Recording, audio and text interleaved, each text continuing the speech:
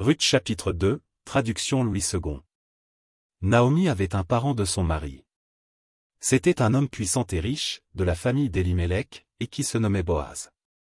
Ruth la Moabite dit à Naomi, « Laisse-moi, je te prie, aller glaner des épis dans le champ de celui aux yeux duquel je trouverai grâce. » Elle lui répondit, « Va, ma fille. » Elle alla glaner dans un champ, derrière les moissonneurs.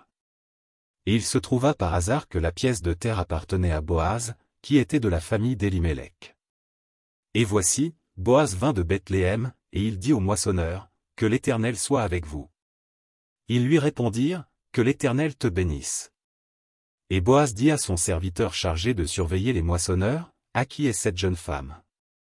Le serviteur chargé de surveiller les moissonneurs répondit, « C'est une jeune femme moabite, qui est revenue avec Naomi du pays de Moab. Elle a dit, « Permettez-moi de glaner et de ramasser des épis entre les gerbes, derrière les moissonneurs. » Et depuis ce matin qu'elle est venue, elle a été debout jusqu'à présent, et ne s'est reposée qu'un moment dans la maison. Boaz dit à Ruth, « Écoute, ma fille, ne va pas glaner dans un autre champ, ne t'éloigne pas d'ici, et reste avec mes servantes. Regarde où l'on moissonne dans le champ, et va après elles. J'ai défendu à mes serviteurs de te toucher. Et quand tu auras soif, tu iras au vase, et tu boiras de ce que les serviteurs auront puisé. » Alors elle tomba sur sa face et se prosterna contre terre, et elle lui dit, « Comment ai-je trouvé grâce à tes yeux, pour que tu t'intéresses à moi qui suis une étrangère ?» Boaz lui répondit, « On m'a rapporté tout ce que tu as fait pour ta belle-mère depuis la mort de ton mari, et comment tu as quitté ton père et ta mère et le pays de ta naissance, pour aller vers un peuple que tu ne connaissais point auparavant.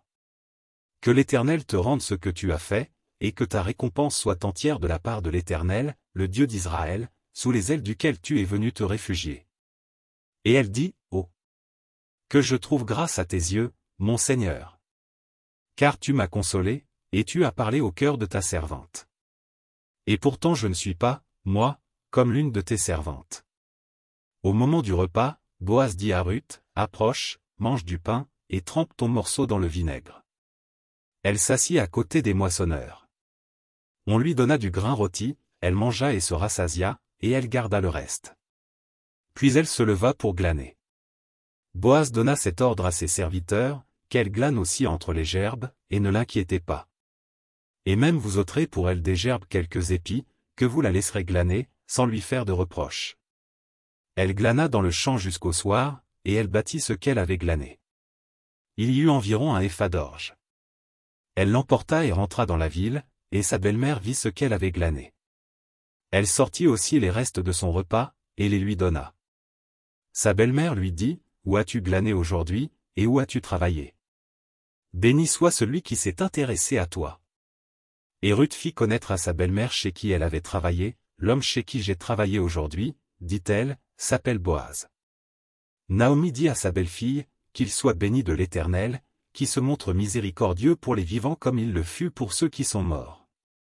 Cet homme est notre parent, lui dit encore Naomi, il est de ceux qui ont sur nous droit de rachat. » Ruth la Moabite ajouta, « Il m'a dit aussi, reste avec mes serviteurs, jusqu'à ce qu'ils aient achevé toute ma moisson. » Et Naomi dit à Ruth, sa belle-fille, « Il est bon, ma fille, que tu sortes avec ses servantes, et qu'on ne te rencontre pas dans un autre champ. » Elle resta donc avec les servantes de Boaz, pour glaner, jusqu'à la fin de la moisson des orges et de la moisson du froment.